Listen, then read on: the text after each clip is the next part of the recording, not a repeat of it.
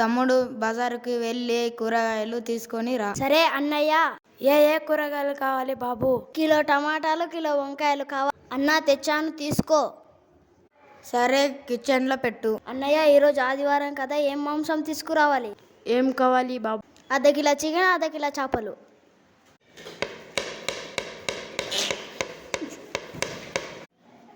తీసుకో బాబు. అన్నయ్య, తెచ్చాను, తీసుకో.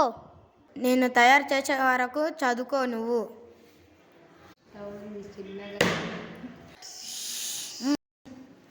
అన్నయ్య, అయ్యిందా? ఆకలి అవుతుంది, తిందాం.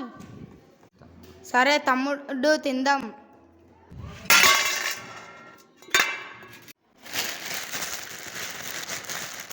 కవర్లు తీసుకెళ్ళి బయట పడేయి. హోహోహో, నేను ప్లాస్టిక్ భూతాని. ఓహోహో, నేను ప్లాస్టిక్ భూతాని. నిజమైన భూతాలే ఏం చేయవు, నువ్వు ప్లాస్టిక్ భూతానివి. నువ్వేం చేస్తావు? హోహోహో, నేను ఉదయం నుంచి మీ కడుపులోకి చేరుతూనే ఎలా చేరుతున్నావు నువ్వు? ఉదయం నుండి టీ, కూరగాయలు తెస్తున్నారు. వేడి టీలో కరిగి మీ లోపలికి చేరుతున్నా. అందుకేనా నీ ఆహారాలు రుచిగా ఉంటాయి? నేను మీలో చేరి మీకు క్యాన్సర్ కలిగిస్తున్నాను. మా అనారోగ్యానికి కారణం నువ్వేనా? అవును, నేనే. అట్లయితే నీ ప్లాస్టిక్ని మొత్తం భూమిలో పాతి పెడతాను.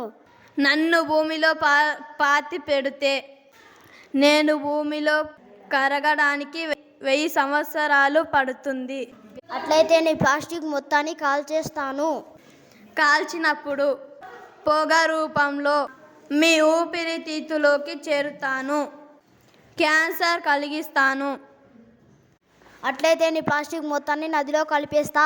నీటిలో కరిగి నిన్ను ఎత్తుకుంటూ వస్తా. అయ్యో రామరామ, ఈ ప్లాస్టిక్ భూతాన్ని ఎలా వదిలించుకోవాలి? ఇప్పటి నుండి ప్లాస్టిక్ సంచులకు బదులుగా ఈ గోన సంచులను వాడండి. ఇప్పటి నుండి గోన సంచులే వాడుతాం. ప్లాస్టిక్ వాడవద్దు, గోన సంచులే వాడాలి. ప్లాస్టిక్